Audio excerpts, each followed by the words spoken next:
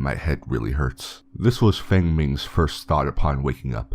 He felt the blood rush down his head. He had a cut so painful he was convinced that his head could split open at any moment. He awoke to the scene of a horse carriage. As the carriage trotted along, his body continued to bounce up and down, impacting his wound. In order to cope with the pain, Feng Ming drew many sharp breaths. Opening his eyes, he surveyed the surroundings. What filled his vision were walls formed from hollowed planks.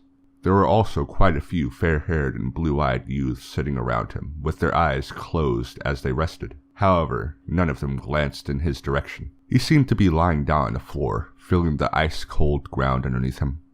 Feng Ming knew that his body would not be able to bear lying down any longer, or he'd probably catch a cold. He struggled to get up. At that moment, he felt a sharp pain lancing through his head. The pain arrived suddenly, and brought many strange memories along with it. Feng Ming's eyes rolled back as he fainted. "Hey, Leylin, wake up!" Feng Ming heard this sound in a daze, and couldn't help but open his eyes. Is this reincarnation? Feng Ming had remembered it clearly. The last thing he had remembered seeing were the dazzling flames erupting from the energy reactor explosion. It was impossible to survive such an explosion without any method of self-protection. Furthermore, where he was from, such a style of carriage and wooden planks were considered ancient antiques. After organizing the new memories in his thoughts, Feng Ming gained some insight about his body and this world. This was a realm similar to that of the European Middle Ages. His original body was originally called Leylin Follier, a son of a minor noble. He had been confirmed to have the gift to become a Magus. His father, Viscount John Follier, had pulled strings to allow him to become a Magus apprentice. At the moment, he was on a horse carriage, traveling towards a Magus academy. He saw that the one who had woken him up was a large male youth. He had thick eyebrows, large eyes, and a tall, straight nose, and sparkling gold hair. Although his face was somewhat young and tender, his body was sturdy and well-muscled, looking extremely masculine. Seeing that Feng Ming had awoken, the boy laughed happily. "Ha! Leylin, you're finally awake. If you had awoken even a few minutes later, you probably wouldn't have been able to make it to dinner. I assumed you didn't want to starve." Feng Ming lowered his eyes. After some thought, he figured out this person's identity. "Thanks, George." Feng Ming and the youths who had accompanied him were heading towards a Magus academy. They had all been tested and confirmed by their families to be gifted with the ability to become a Magus. This George was the legitimate son of a count and was also one of the favored sons for that count. In order to allow George to enter a Magus academy, the count had spent many resources and pulled many strings. A count, Feng Ming inwardly thought. He flashed back to his current body's father, Viscount John Follier, whose holdings were equal to that of a city in his previous life, with thousands of soldiers under his command. In this world, noble ranking inevitably tied to personal strength.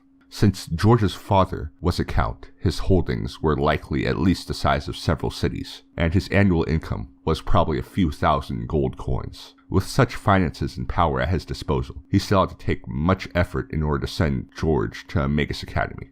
Feng Ming couldn't help but wonder how his father managed to do the same for him. As Feng Ming pondered this question, another sharp pain flashed through his head, causing another scene to appear in his mind's eye. It was a dark room, with misty old shelves lining the sides, filled with ancient air. The surroundings were chock full of dust. Under a dim light, John Follier solemnly passed the ring to Leylin, saying, "Dear Leylin, this is our Follier family's heirloom, a promise from a Magus. At a time, my grandfather helped an injured Magus, who had in return gifted grandfather with this ring, a promise that if one of his descendants had the gift to become a Magus, he could use this ring to enter any Magus academy for free. Now I'm giving this to you, in hopes that you can be the pride of the Follier family, and uphold your legacy."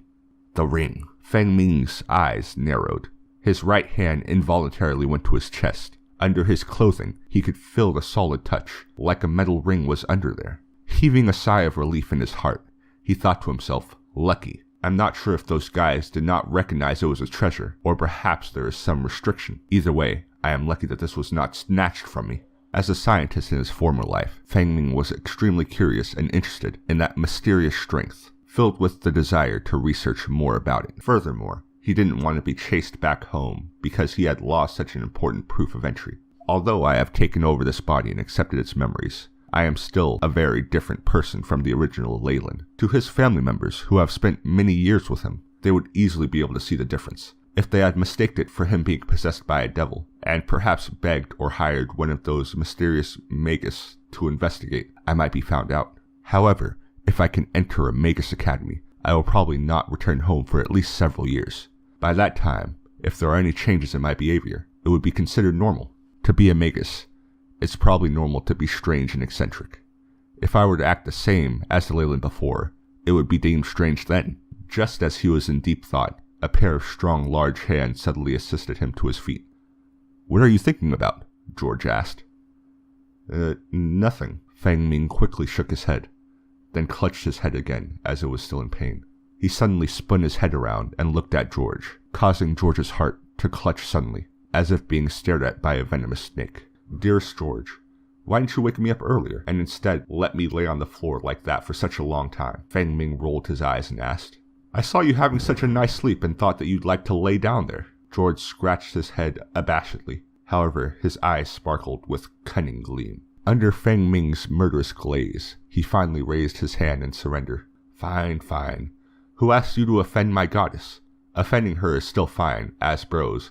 I am not such a petty person. Alas, the entire carriage is now treating you like an enemy, and I do not want to be isolated as well." "Offend? Goddess?" Feng Ming scratched his head until he suddenly remembered why he was beaten up. It was a girl named Bessia. Although she was only 15 years of age, her body was already well developed. This was a huge draw to the lecherous Leylin. The original Leylin was no gentleman. He had lost his virginity at the age of 12, and after that, he had either seduced or forced his way with many others, and had by now slept with more than 100 women. He had been known as the scourge of his father's holdings. As Feng Ming finished exploring the memories, he rolled his eyes once again in disdain. No wonder this body was so weak and frail. It wasn't just because of the injuries.